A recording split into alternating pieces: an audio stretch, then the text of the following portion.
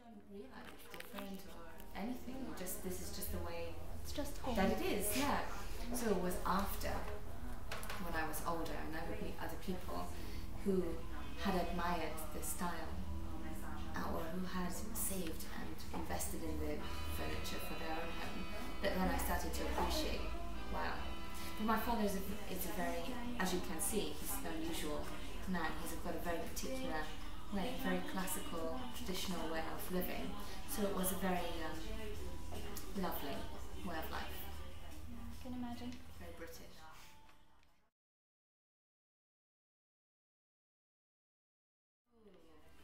Wow, which interview is YouTube. That's a difficult, yeah, it is. It's, I mean, you can have all the money in the world and all the access and all of the ability to have whatever you want, but unless you know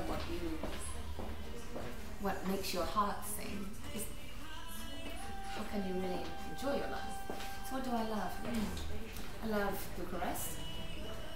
It's a great place. I have not spent, it's my second visit, and it seems like a little bit of Paris, a little bit of Moscow, a little bit of New York maybe, and then something totally unique. And the people here are just fantastic. I love traveling, I love meeting new people, I love sharing the story of the perfumes, I love wearing the perfumes. You only wear Clive Christian? Yeah, I never cheat. I never cheat on Clive Christian. I find everything I need. I love sunsets, I love skies, I love seeing the skies and the ocean. I love great dinners with friends and family. Things that make life living. Music, films, oh, there's so many things.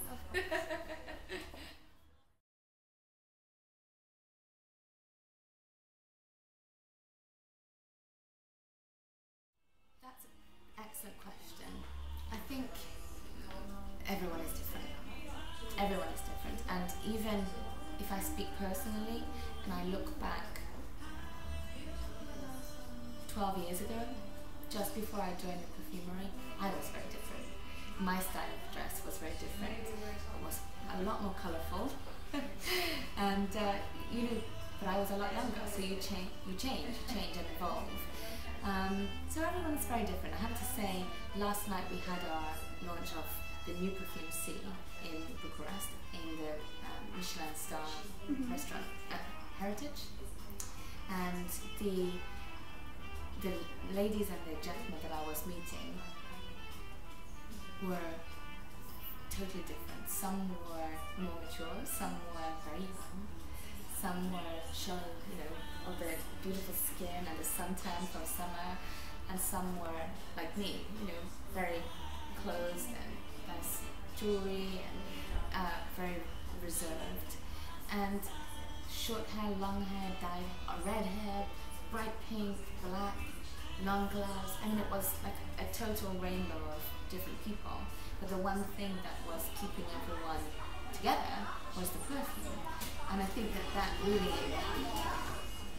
it's something I see whether I'm in the Middle East or in America or Russia, wherever, is to wear a Clive Christian perfume, you have to have confidence. So it shows in the attitude. Yeah. Yeah, exactly. Because you're not walking down the street and seeing big advertising, or you know, going to watching a cinema or television and seeing a big advert or a celebrity. You know, it's actually all for you. And this is really the way that a perfume should be chosen. You should fall in love with it.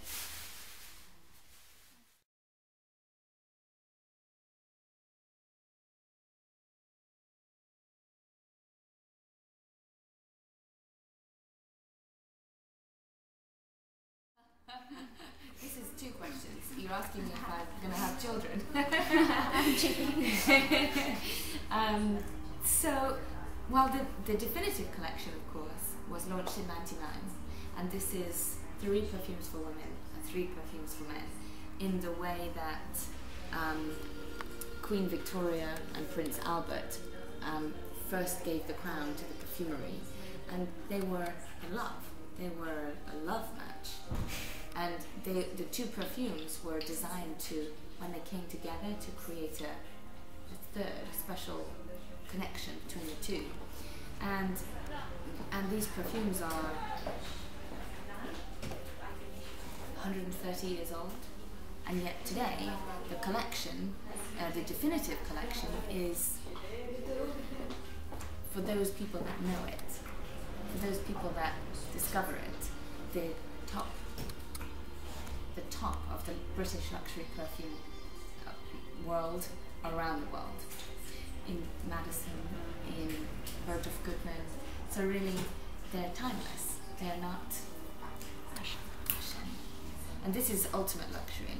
And I think especially when your economy is a little bit in difficulty, whether you have a lot of money or you have a little amount of money, whatever you spend, you think a little bit more, and you want there to be more value in what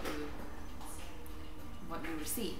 And so these perfumes are, in the fragrance world, it's very fashion-led, trend-led. So these are breaking the mold. And they are 12 years on, 11, 12 years on, the best-selling still for those confident noses. So when C is launched into the collection, it has to live up to the expectation. And this is the first place that the perfumes have launched in Europe, in Romania, in Bucharest, last night, and they have been embraced. So they hit the spot. It's the ultimate Clive woman and the ultimate Clive man. Everything that we love from the definitive collection pushed. And I think when you create with clear vision for the blinkers of your own brand, your empire DNA, it doesn't matter what you create.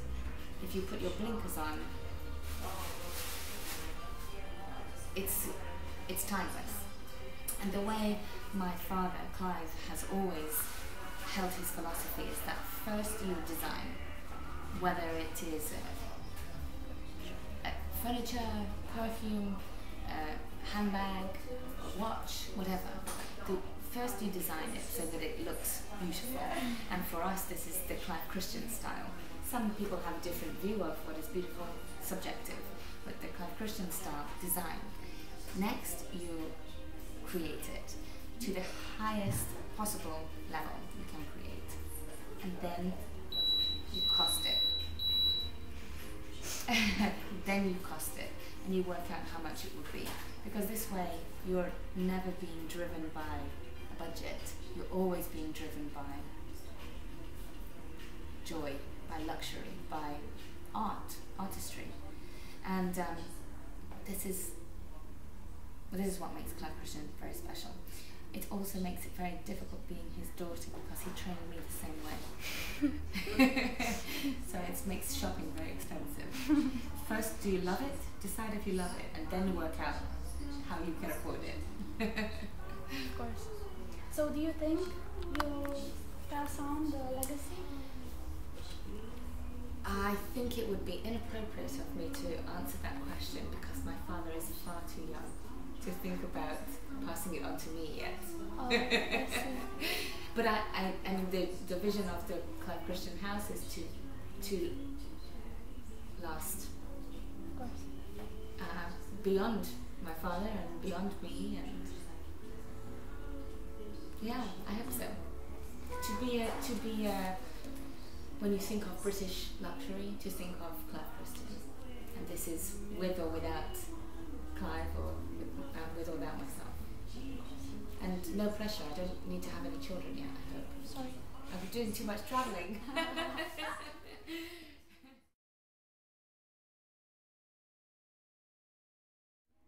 That's a lovely question. What do I feel? Yeah. Did you smell C yet? Let's have a smell. So, let's have a smell of C.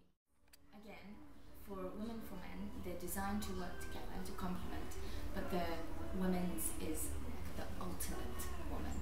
Very pushed with the rose and jasmine at the heart, but combined with tuberose and violet and osmanthus, narcissus, it is a brave perfume, very voluptuous. Okay, I think this is a good scent for you. But how does it make you feel? Caressed. Caressed. Yeah, it's It embraces you. it's a very sensuous perfume, really.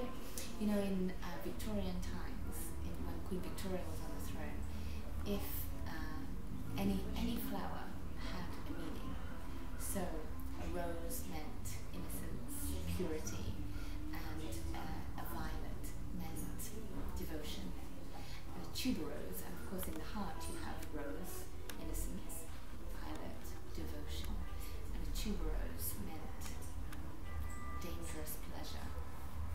So this was a very confusing message. It's like ultimate flirtatious. So it's really like a diva perfume. And the base of it, when it settles to your skin, it's very classic structure with vanilla, tonka, sandalwood, amber, musk, and it's a very soft base, good structure. So here is the gentleman to match, and this is C for men. In the male perfumes at Clive Christian, you have more, I suppose, concentration in the base of the notes, and this is a lot.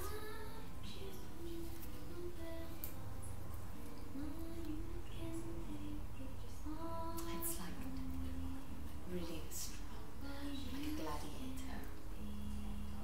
It smells like tobacco. Yeah, you're right. There's tobacco in here, and a lot of spices, cardamom and white tea and leaves, green leaves. But your concentration is in the base, and that's why you match them. You have vanilla and amber and musk, but you have a lot of unusual notes. The Indian oud, which is having a renaissance. This is a very kind of resinous, incensey wood, very historic, and cedarwood, patchouli, and saffron, which is the most expensive perfume ingredient in the world. This was really the preferred spice of Henry VIII. I read about that. You did? He, for me, he's like one of the beginning cherishers of luxury. He just wanted everything. Special exotic fruits from around the world and special spices. Even his women, he had 6 wives. I mean, and anyone that would adulterate the saffron, it would be sent to the tower for execution. He took his perfume very seriously. Regrets that a lot of women will try men's perfume, and a lot of men like it on the woman. And it's very, very confident. Men don't really wear women's perfume. Let's face it. Not a lot, but a lot of women wearing men's perfume, and I think that's very important to say that when you're choosing a perfume, it's tradition for us to say perfume for women, perfume for men. It's tradition, it's tribute to Queen Victoria and Prince Albert and how they were together. But really, in a modern day, women are wearing trousers, we're both wearing trousers, and Queen Victoria would never wore trousers. So you have to move it all the time and feel confident to try the male perfume, because it will smell very different on you. Will you try it? Sure. Okay, we'll try on one hand. We'll try, I'll put it here. Oh. We'll try the women, C for women, which I think is going to smell good on you. And on the other, we'll put C for men. And you can let it just sit to your skin, and then it will start to unravel as the day goes by.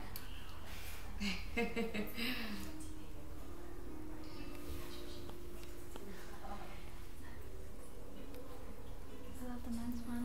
Not the men's immediately, I mean that's just it. But then to choose a perfume so quickly would be rash. Of course. You want to let it just sit, and it will start to find its place and warm on your skin. And a perfume of this quality from the Victorian times is designed to last till the end of the day. So you have a whole journey of discovery ahead of you. Yeah.